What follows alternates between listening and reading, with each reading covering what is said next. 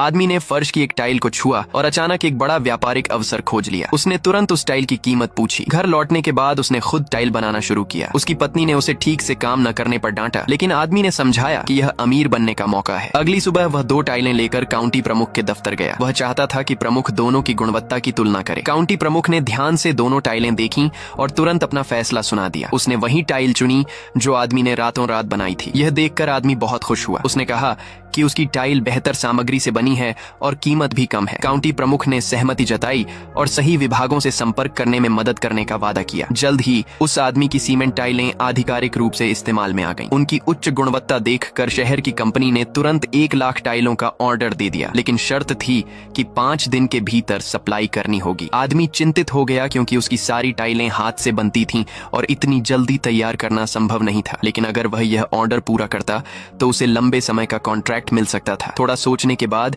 उसने दांत भींचकर हाँ कर दी। घर लौटकर उसने अपने सारे रिश्तेदारों को बुलाया और सबने रात भर मिलकर टाइलें बनानी शुरू की। लेकिन इतने बड़े ऑर्डर के लिए उनकी रफ्तार बहुत धीमी थी। जब शहर की कंपनी का ऑर्डर अधूरा ही था, तभी बाहर की एक कंपनी ने भी उससे काम करने की इच्छा जताई। रिश्तेदारों को थका हारा देखकर आदमी घबरा गया। उसे समझ आया कि इस तरह काम पूरा नहीं हो सकता, इसलिए उसने प्रोफेशनल मशीनें खरीदकर उत्पादन शुरू करने का फैसला किया। लेकिन काउंटी प्रमुख का मानना था कि उसे ऑर्डर उसकी हाथ से बनी टाइलों की गुणवत्ता की वजह से मिला है। आदमी ने तुरंत वादा किया कि अगर मशीनों को वह खुद मॉडिफाई कर ले तो उनसे बनी टाइलें पहले से भी बेहतर होंगी। मगर हर मशीन की कीमत 2 लाख थी और उसके पास इतने पैसे नहीं थे। ये सुनकर काउंटी प्रमुख ने सरकारी मदद दिलाई। जब मशीनें तैयार हुईं तो एक और समस्या खड़ी हो गई। आसपास के गांवों में पर्याप्त बजरी ग्रेवल नहीं बची थी। काउंटी प्रमुख ने बैठक बुलाई। पता चला कि जल विभाग ने अभी अभी एक नदी की सफाई की थी और उनके पास बहुत सारी बजरी पड़ी थी जिसका कोई उपयोग नहीं था। वह बजरी टाइल फैक्ट्री भेज दी गई। इस तरह कच्चे माल की समस्या भी हल हो गई। फैक्ट्री में बजरी से भरा ट्रक आता देख आदमी बहुत खुश हुआ। काउंटी प्रमुख की मदद से उसका टाइल व्यवसाय दिन ब दिन बढ़ता गया। 1 साल बाद उसने एक कंपनी शुरू की और यहाँ तक कि सरकारी नेताओं से पुरस्कार भी प्राप्त किया। लेकिन जब काउंटी नेता उसकी फैक्ट्री का दौरा खत्म कर रहे थे तो आदमी ने काउंटी प्रमुख को एक रहस्यमय डिब्बा दिया। जैसे ही प्रमुख ने उसे खोला, उसका चेहरा तुरंत बदल गया। उसने धीरे धीरे मोटी गड्डी नकदी की निकाली। ये देखकर बाकी सभी नेता तुरंत गंभीर हो गए।